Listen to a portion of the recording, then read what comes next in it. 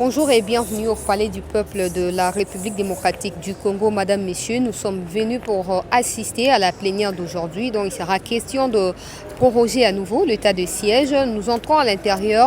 Nous allons suivre de près les déclarations des députés au niveau du perchoir et on va prendre également leur réaction à la sortie de la plénière et puis on en fera un petit commentaire. Nabino Baibozuli Bakou, il y a continue na kati ya Palais du Peuple. Toyo kaba député parce que na période et vacances parlementaires, tozalaki na moko pe misusu ya ba député ya Est en particulier parce que bangonde na Ituri na Nord Kivu bazali sous état de siège. Alors tozalaki na bango certains parmi eux bandai ko senga levé à état de siège. Est-ce que ça sera le cas pour la plénière d'aujourd'hui s'agissant plutôt sachant que il sera question d'aborder les sujets yango ya état de siège? Est-ce que bako s'exprimer ndenge nini? Est-ce que bako exiger levé à état de siège? Est-ce que bako continuer ko proroger état de siège mais avec quelles conditions face au gouvernement ou à la présidence de la République? Nous en saurons plus après avoir assisté à la plénière d'aujourd'hui. Suivez-nous. Nous, si la semaine prochaine, pour nous mettre mal à l'aise par rapport à la responsabilité numéro 1 de cette affaire de militaire. Pour nous mettre mal à l'aise quand vous avez de mettre ces choses en application, alors, puisque vous nous mettez mal à l'aise, nous vous demandons, comme les collègues l'ont déjà dit, d'arrêter tous les jours de votre militaire. La collecte des sociétés de la rencontre des élèves. La collecte des caisses de la route de sa forme. Faites nous à le public possible, ce nous avons marqué. Avec eux.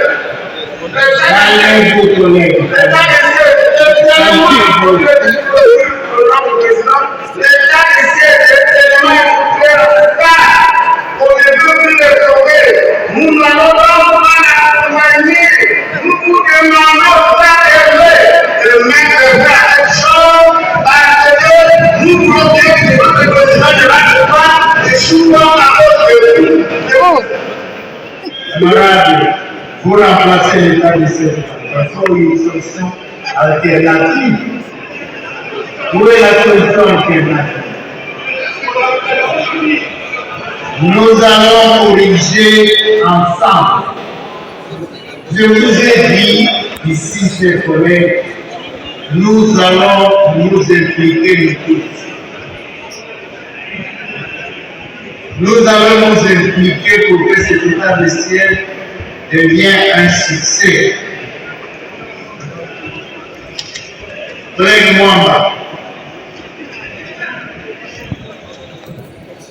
Mwamba, le dernier.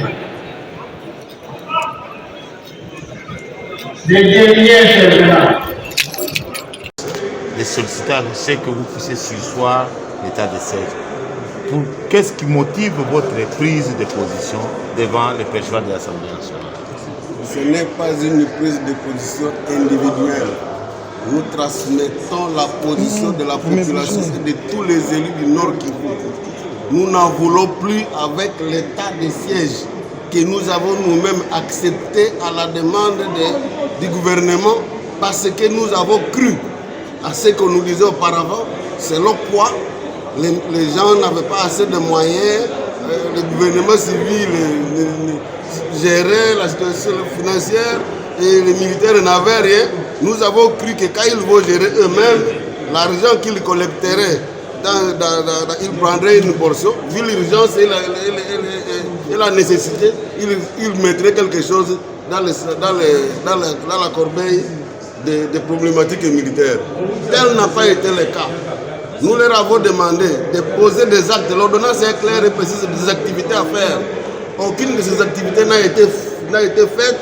Par contre, l'argent qu'ils perçoivent, ils sont en train d'acheter des buildings, de provoquer des taxes de tout moyen. Nous sommes en train de dénoncer la tricherie des autorités militaires qui sont en train de collecter, de forcer des taxes impossibles au point d'asphyxier la population. Nous portons les cris de cette population et nous faisons comprendre au gouvernement, plus précisément au ministre de la Justice, que si elle continue, c'est contre elle que nous allons signer une motion. Nous sommes 50 députés du Nord Kivu, nous allons signer une motion contre elle si elle continue à défier la population. Nous voulons le lui dire clairement parce que nous savons que pour poser les activités militaires qui sont actuellement sur le terrain, on n'a pas besoin de textes qu'on appelle état de siège, parce que tout ce qu'on est en train de faire n'est pas lié à l'état de siège, au texte qui est en cours. Alors, on peut l'écarter et continuer. Pourquoi toujours avoir tendance à cause de la faiblesse, de coordination, la force ou la faiblesse ou le manque de rigueur ou de vigueur quand le chef du chef de l'exécutif. Mais on est en train de mettre le président de la République à danger ou en train de le ridiculiser parce que le Premier ministre n'a pas de pinch. Et nous devons le dire à haute voix. Il doit coordonner et menacer le gouvernement professionnel. Mais il a le contrôle sur tout ça. S'il ne veut pas faire cela, eh bien nous allons nous occuper de lui.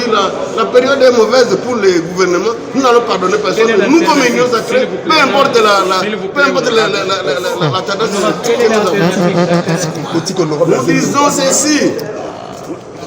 Ce qui est prescrit dans l'ordonnance, ce n'est pas lié qu'on ne peut pas le faire sans ordonnance. Ce n'est pas interdit de le faire sans l'ordonnance d'état de siège qui met tout le monde mal à l'aise. Quelque chose qui vient d'échouer, quelque chose qui humilie tout le monde.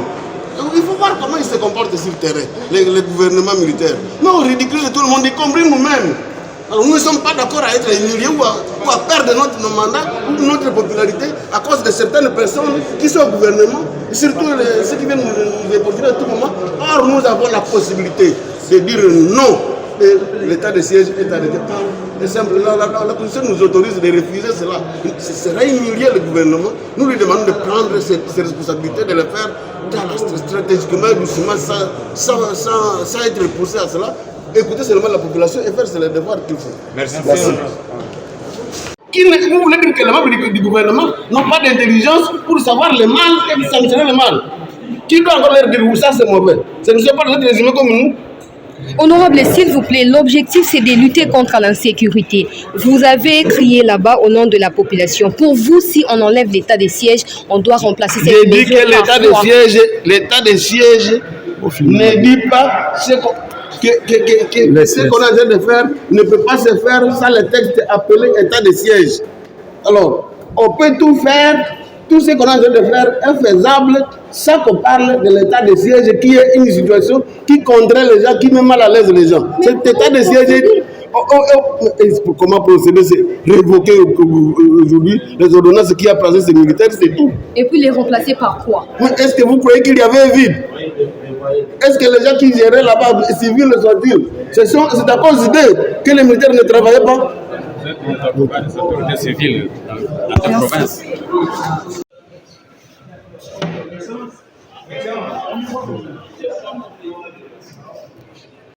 Nous avons comme l'impression que là sur place, il y a des mouvements citoyens qui sont justement en train de projeter de marche pour contester, pourquoi pas protester cet état de siège. Ils ont raison. Ça fait notre armée. Il faut d'abord tenir compte de l'effectif. C'est-à-dire, il faut du temps. Nous n'avons pas un effectif qui peut nous permettre de larguer nos forces dans tous les coins, dans tous les territoires. Certes, il y a certains territoires qui sont assiégés par les ennemis et d'autres territoires qui sont vraiment en train d'être conquéris par notre armée. Donc il faudrait de la patience. Je crois que d'ici peu, nous pourrons peut-être recouvrer la paix ainsi que la sécurité. Merci. Je vous dis de la façon que mon collègue me tient à répondre, par cette comparaison-là, le traitement de la tuberculose qui ne doit pas être le même en termes de modalité d'application, ça traduit bien la situation. Mais quelles sont ces solutions pour améliorer la situation de l'insécurité en dehors des écoles ici? C'est-à-dire depuis pratiquement 30 ans, ce n'est pas davantage. Et le président de la République, La situation telle que constatée par plus d'un député mérite une matière à réflexion. Puisque normalement, des prolongations en prolongation, que nous ne trouvons pas une solution sur le terrain de par les constats de la population qui vit au quotidien avec cette guerre, demande à ce que nous puissions changer de méthode de travail. C'est pourquoi, à mon avis, j'opte pour la proposition faite par un député qui a recommandé à ce qu'on puisse avoir une réunion tripartite. La présidence, l'Assemblée nationale et le gouvernement, pour qu'on puisse définir de nouvelles procédures et la nouvelle marche à suivre. Parce que ça ne peut pas se comprendre qu'on ait conçu l'idée de l'état de siège pour trouver solution au problème sans qu'on ait une solution. Et si tel est le cas, ça demande la contribution de tous. Donc ceci étant, comme la première démarche ne produit pas les effets, et même comme s'il y a des avancées, mais le vœu est qu'on mette fin à cet état de cause et à l'insécurité surtout, pour que les populations puissent vaquer dans leurs occupations. Parce que jusqu'à présent, il y a de ceux-là qui n'ont pas encore eu le temps de regagner leur village.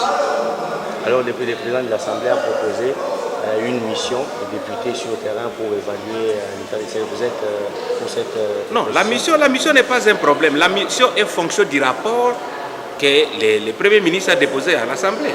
Et il est question maintenant d'aller vérifier réellement sur les allégations qui se trouvent dans le rapport, si c'est conforme avec la réalité du terrain.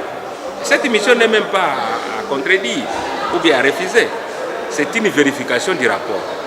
Mais de toutes les façons, cela n'empêche pas qu'on puisse chercher une autre façon de réfléchir. Merci beaucoup, Noël. C'est à moi de vous remercier.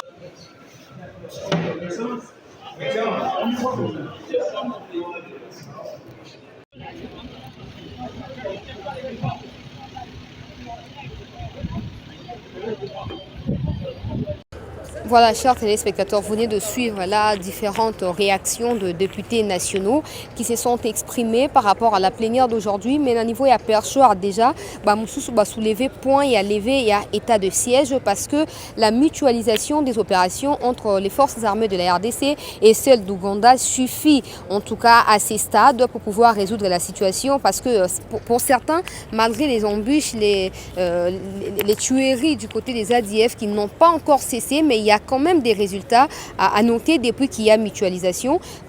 Pour les autres, il faut tripartite entre la présidence, le gouvernement du pays et l'Assemblée nationale pour voir dans quelle mesure les trois institutions vont devoir descendre sur terrain pour enquêter sur la situation, essayer de discuter avec la population de provinces qui sont sous état de siège et voir dans quelle mesure sortir le pays de cette insécurité qui date de plus de 2 décennies. Alors, catégorique, il faut enlever l'état de siège et le remplacer pour la mutualisation et la force entre Bissona et Ougandais.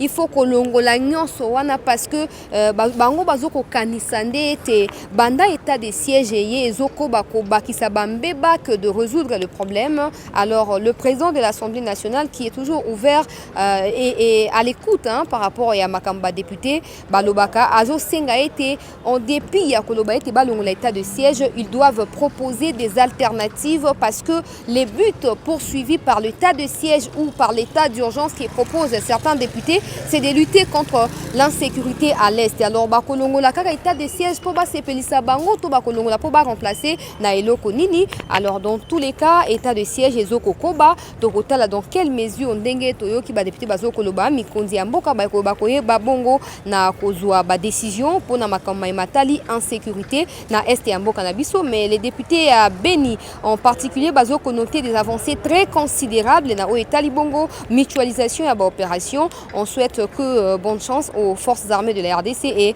on leur apporte tout notre soutien. Merci na Bertin Oyazalaki derrière la caméra pour la réalisation. Merci à vous tous qui nous avez suivis lors de cette émission ici au Palais du Peuple. On se retrouve demain. Merci.